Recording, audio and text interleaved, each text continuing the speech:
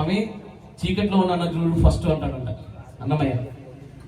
చీకట్లో ఉన్నానయ్యా ఫస్ట్ నన్ను చూడు, వెలుగులో ఉన్న వాడికి మోక్షం తర్వాత ఇద్దులే, ఫస్ట్ అయితే నన్ను చూడు, నేను పాడుతున్నాను, నిన్ను పాట రాకున్నా మాట రాకున్నా చప్పట్లు కొట్టలేకున్నా పాడుతున్నాను అన్నాడంట.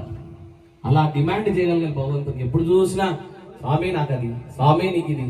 ఈ ఊకే గురువుగారు అన్న మాట అండి, నేను అన్న మాట కాదు ఇది, మళ్ళీ నా మీద పడదు. గుడి బయట కూడా ఉన్నాడంట, గుడి లోపల కూడా స్వామి నాకు అది, స్వామి నీకు ఇది. ఇలా కాదు, భగవంతుని డిమాండ్ చేయగలగాలి మనం. ఇలాంటి నామాలు గట్టిగా పలికి అగైన్ మళ్ళీ ఒక నామం గుర్తొచ్చిందండి. ఇది చాలా ఇంపార్టెంట్, చాలా జాగ్రత్తగానండి. విష్ణు సహస్రనామాలలో దాత విధాత దాతు ఉత్తమ అనే నామం ఉందండి. దాత అంటే ఎవరండి? చూపారు. ఈ మధ్య గుళ్ళో ఉండి దాత, గోపురం దాత, దేవుడు విగ్రహం ఇస్తే దాని మీద కూడా రాసినట్టున్నారు ఈ మధ్య.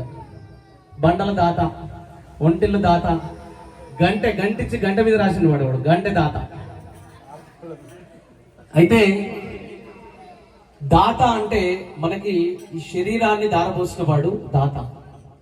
జనరల్ గా ఇప్పుడు మనం ఒక గోవుని దానం చేశామనుకోండి, గోవుని దానం చేస్తే దాత మనమైనము, కానీ దాని బాగోగులు ఎవరు చూసుకుంటున్నారు?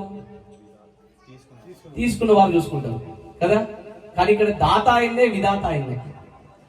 దాత మనకి శరీరాన్ని ఇచ్చాడు, విధాత అయిందే. మరి దాత విధాత ఎక్కడున్నాడయ్యా అని అడిగితే